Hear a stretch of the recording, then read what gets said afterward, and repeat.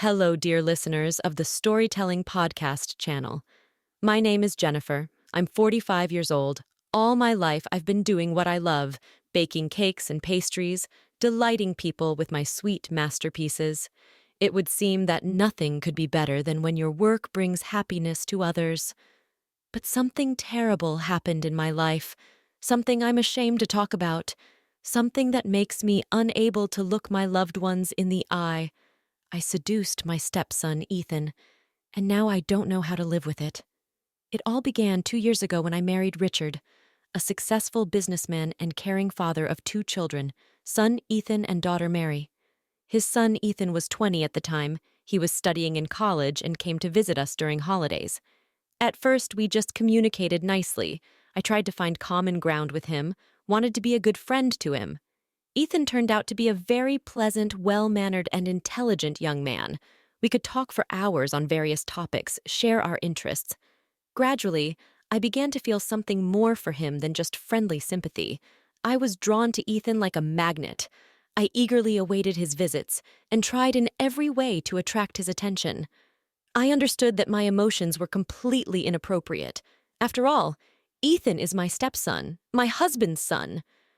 But reason was powerless against the overwhelming wave of desire and attraction. Ethan also felt this strange, exciting closeness between us, something more than just friendship. Our communication became more personal and confidential. We talked for hours on the phone, texted each other, shared intimate thoughts and dreams. Boundaries blurred, tension grew. I knew I was playing with fire, but the flame was so alluring, burning, drawing me in.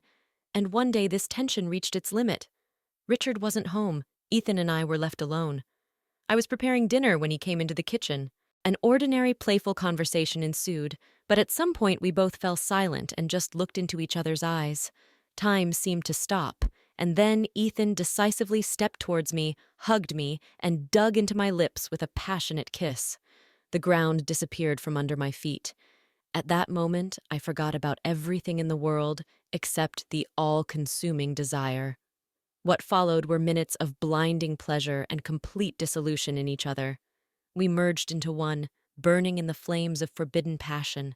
Nothing else mattered, only the mad attraction that made my head spin and my toes curl. But when it was over, euphoria was replaced by shame, guilt, and fear. I committed an unforgivable, disgusting act. I cheated on my beloved husband by sleeping with his son. How could I? What will happen now? Will our family be destroyed because of my momentary weakness? These thoughts were tearing me apart from the inside. The next morning, I told Ethan that everything was over between us, that our intimacy was a terrible mistake that would never happen again. We need to keep what happened a secret and live on as if nothing had happened. Ethan tried to object, said he loved me, that we should be together, but I was adamant. No matter how strong the passion, I couldn't destroy the family and cause pain to loved ones. Almost a year has passed since then. At first, my relationship with Ethan was very tense. He was angry, offended, almost stopped coming home. At every meeting, he pierced me with a wistful look full of pain and disappointment. It was unbearable for me to see him like this, knowing that I was the cause of his suffering. Guilt was eating me from the inside. I became nervous, jittery, snapping at family members over trifles. Richard noticed this change, but I attributed everything to stress and fatigue, although in reality I was burning with shame, fear of exposure, and self-loathing. One day, Richard asked directly what was going on. He felt something was wrong, but couldn't understand what. "Jenny, you haven't been yourself lately. Maybe I'm doing something wrong. Or do you have problems at work?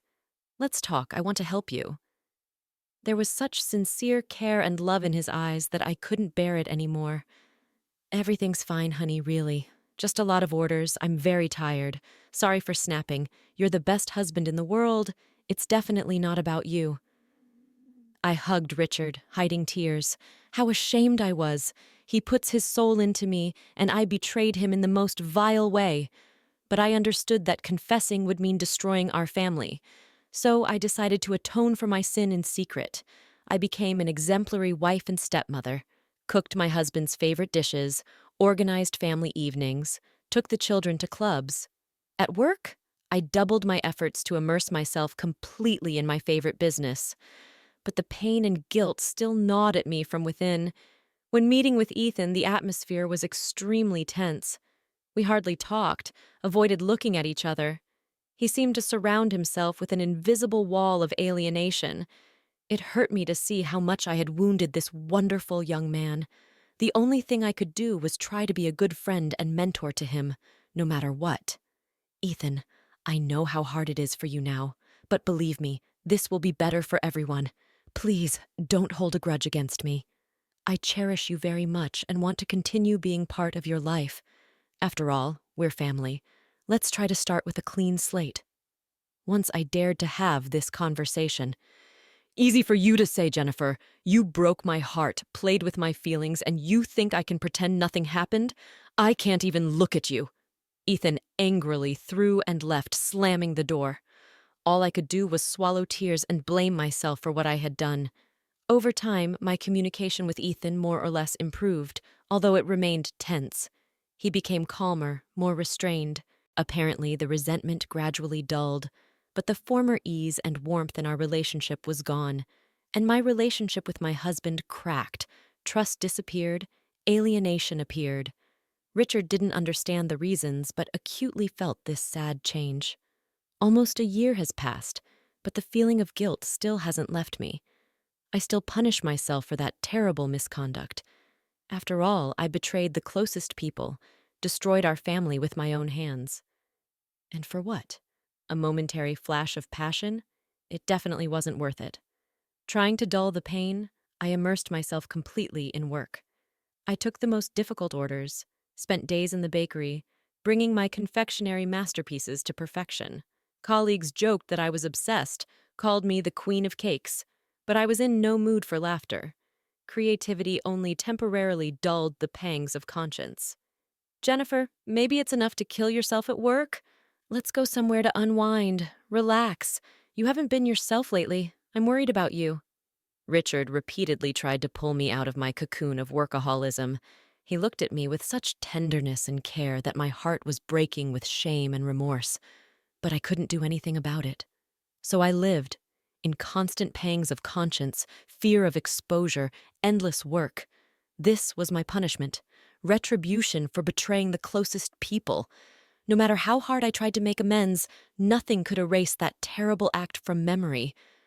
And only recently did I realize one important thing.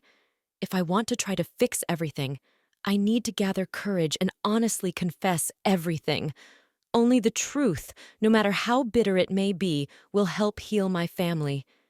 Even if Richard leaves me, even if the children hate me, they have the right to know what happened and decide if they can forgive me.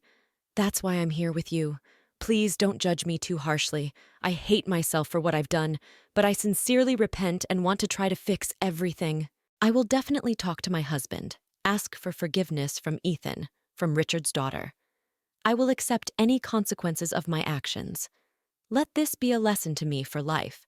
Once a wise man said, "Tell the truth, and then you won't have to remember anything." I learned this mistake from my own bitter experience, and now I want to address everyone who hears me.